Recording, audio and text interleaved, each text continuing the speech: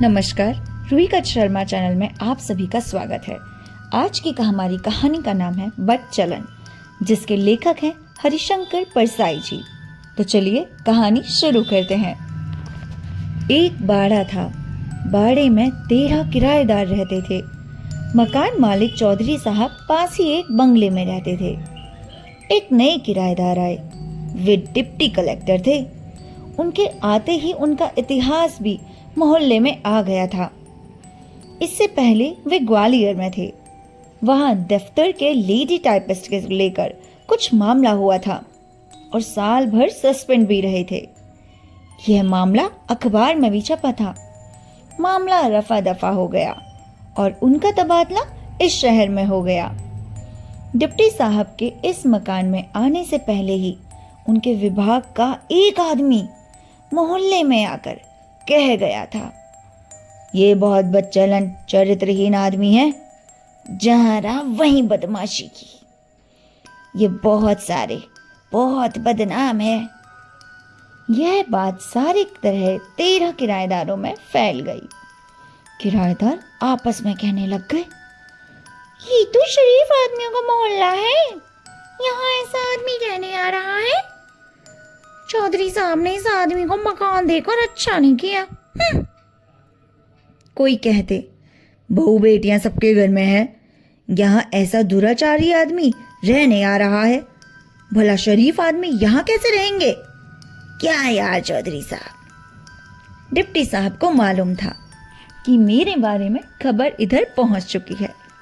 वे यह भी जानते थे कि यहाँ सब लोग मुझसे नफरत करते हैं, मुझे बदमाश मानते हैं। वे इस माहौल में अड़चन महसूस करते थे। वे हीनता की भावना से ग्रस्त हो चुके थे। नीचा सर किए आते जाते थे। किसी से उनकी दुआ सलामत भी नहीं होती थी। होती भी तो कैसे? इधर मोहल्ले में लोग आपस में कहते थे, शरीफों का घर है, शरीफों के मोहल्ले में बदचलन ना बसा। डिप्टी साहब का सिर्फ मुझसे बोलचाल का संबंध था। मेरा परिवार नहीं था, मैं अकेला रहता था। डिप्टी साहब कभी कभी मेरे पास आकर बैठ जाते। वे अकेले रहते थे, अपना परिवार नहीं लाए थे। एक दिन उन्होंने मुझसे कहा, ये जो मिस्टर दास हैं, ये रेलवे के दूसरे पुल के पास एक औरत के साथ जाते हैं। बहुत बदचलन औरत है। दूसरे दिन मैंने देखा उनकी गर्दन थोड़ी सी उठी है। मोहल्ले के लोग आपस में कहते थे, शरीफों के मोहल्ले में ये बदचलन आ गया। 2-3 दिन बाद डिप्टी साहब ने मुझसे कहा, ये जो मिसेस चोपड़ा है, इनका इतिहास आपको मालूम है? जानते हैं इनकी शादी कैसे हुई? 3 आदमी इनसे फंसे थे। इनका पेट फूल गया था। बाकी 2 शादीशुदा थे। चोपड़ा को इनसे शादी करनी पड़ी। समझ रहे हैं? दूसरे दिन डिप्टी साहब का सर थोड़ा और ऊंचा हो गया। मोहल्ले वाले अभी भी कह रहे थे, शरीफों के मोहल्ले में कैसा बदचलन आ गया है। 3-4 दिन बाद फिर डिप्टी साहब ने कहा, श्रीवास्तव साहब की लड़की बहुत बिगड़ गई है। ग्रीन होटल में पकड़ी गई थी एक आदमी के साथ। अगले दिन डिप्टी साहब का सर और ऊंचा हुआ। मोहल्ले वाले अभी भी कह रहे थे, शरीफों के मोहल्ले में कहाँ का बदचलन आ गया। 3-4 दिन बाद डिप्टी साहब ने कहा, ये जो पांडे साहब हैं, अरे वही जो उधर रहते हैं, अपने बड़े भाई की बीवी से फंसे हैं। सिविल लाइंस में रहता है इनका बड़ा भाई।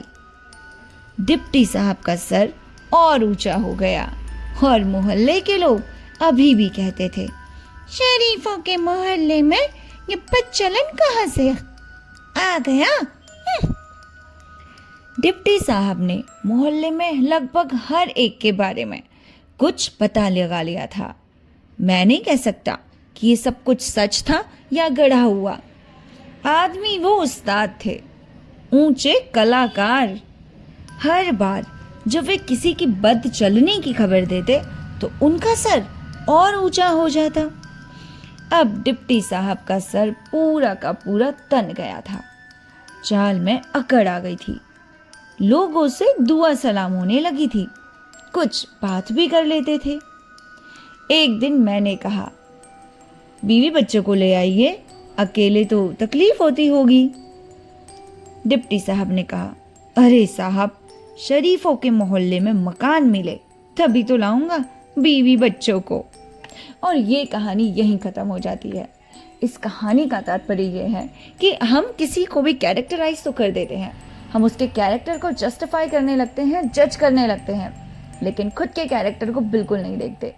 डिप्टी साहब भी सबकी नस नस से परिचित होना चाहते थे कि हर एक इंसान जो मेरे बारे में उल्टा सीधा बोल रहा है, एक्चुअल में उसका क्या अंतर्मन है, एक्चुअल में उसका क्या कैरेक्टर है। और जब उन्हें हर किसी के बारे में पता चलता गया तो उन्हें उन लोगों से शर्म ही नहीं रही। क्यों रहेगी? क्योंकि उन्हें पता है कि अगर मैं सही नहीं हूँ तो ये भी कौन सा दूध के धुले हुए हैं। सो इसीलिए हमें हमेशा अपने कैरेक्टर को सुधारने के बारे में सोचना चाहिए, ना कि ये सोचना चाहिए कि ये इंसान तो बहुत ही बुरा है, हमें इससे दूर रहना है। एक्चुअल में हमें बुराई से दूर रहना है, इंसान से नहीं। आपको ये कहानी कैसी लगी हमें लिखकर ज़रूर बताइए। मिलते हैं आपसे नेक्स्ट स्टोरी के साथ। तब तक के लिए हमारे चैनल को शेयर, सब्सक्राइब, लाइक, कमेंट जो करते हैं भाई कर दो, सिवाय रिपोर्ट के वो मत करना प्लीज़।